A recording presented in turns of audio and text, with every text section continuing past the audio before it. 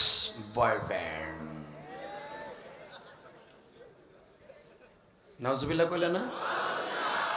স্বামীর লগে কথা কইলে সব পাইতা, নাঙের লগে ঘন্টার পর ঘন্টা কইছো, জিনার গুনাহ হইছে। তবে সব মা একরকম না, ঠিক না বে ঠিক? মারা ভালো আছে না নাই?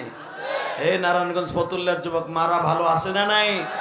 অনেক মা এখনো আছে স্বামীর জন্য, শাশুড়ির জন্য সারা রাত তাহাজ্জুদ করে কান্দে। আছে, ভালো আছে, আছে আছে।